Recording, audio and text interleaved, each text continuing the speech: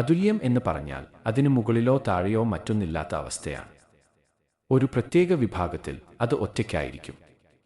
ആഴത്തിലുള്ളതും മറ്റൊന്നിനോടും താരതമ്യം ചെയ്യാൻ കഴിയാത്തതുമായ ഒരു അവസ്ഥയാണ് അത് സൂചിപ്പിക്കുന്നത്. അത് വിജയത്തിന്റെ കൊടുമുടിയാണ്. ആർക്കും വെല്ലുവിളിക്കാൻ കഴിയാത്ത മികവിന്റെ ഒരു അടയാളമാണ് അത്. ഇത് വെറുമൊരു മികച്ച നേട്ടം മാത്രമല്ല, മറിച്ച് എന്തൊക്കെ കാര്യങ്ങൾ സാധ്യമാകും എന്നതിന് പുതിയൊരു ലോകം തന്നെ സൃഷ്ടിക്കലാണ്. വലുതും മനോഹരവും എല്ലാവരും പങ്കുചേരുന്നതുമായ ഒരു സ്വപ്നം അതിന്റെ സ്വഭാവം കൊണ്ടും വ്യാപ്തി കൊണ്ടും അതുല്യമായി മാറുന്നു. അത് വ്യക്തിപരമായ ആഗ്രഹങ്ങൾക്ക് അപ്പുറം എല്ലാവരെയും നയിക്കുന്ന ഒരു പൊതു ലക്ഷ്യമായി മാറുന്നു. വൈവിധ്യമുള്ള മനുഷ്യരെ ഒരുമയുള്ള മഹത്തായ ഒരു കാര്യത്തിനായി ഒന്നിപ്പിക്കുന്ന കാഴ്ചപ്പാടാണിത്. ഇതിന്റെ ഭംഗി കുടികൊള്ളുന്നത് ഇത് എല്ലാവരുടേതുമാണ് എന്നതിലാണ്. ഒരുപാട് ആളുകളുടെ പ്രതീക്ഷകളും പരിശ്രമങ്ങളും ഒത്തുചേരുമ്പോൾ ഇതിന്റെ ശക്തിക്ക് പകരം വെക്കാൻ മറ്റൊന്നില്ലാതാകുന്നു.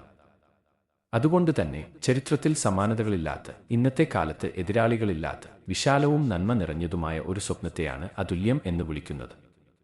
നമ്മൾ എല്ലാവരും ഒരുമിച്ച് നേടുമെന്ന് വിശ്വസിക്കുന്ന കാര്യങ്ങളെ ഇത് വീണ്ടും നിർവചിക്കുന്നു. ഇത് ഒരുമയുടെയും സൗന്ദര്യത്തിന്റെയും അടയാളമാണ്. നമ്മുടെ ആഷ് മുഫാരെ സമാനതകളില്ലാത്ത ഒരു സമൂഹത്തെയാണ് വളർത്തിയെടുക്കുന്നത്. തന്റെ സാങ്കേതിക വിഭാഗം സമാനതകളില്ലാത്ത ഒന്ന് നിർമ്മിക്കുകയാണെന്ന് അദ്ദേഹം തന്നെ പറഞ്ഞിട്ടുണ്ട്. ഇതിനോടൊപ്പം ചേർന്ന് നിൽക്കുന്ന എല്ലാവരുടെയും മനസ്സിൽ ഈ വാക്കുകൾ വലിയൊരു ആവേശം ഉണ്ടാക്കേണ്ടതാണ്. ഇത്തരമൊരു സമൂഹത്തിന്റെ ഭാഗമാകുക എന്നത് നമ്മുടെ ചിന്തകൾക്ക് അപ്പുറമുള്ള ഒരു വലിയ കാര്യമാണ്.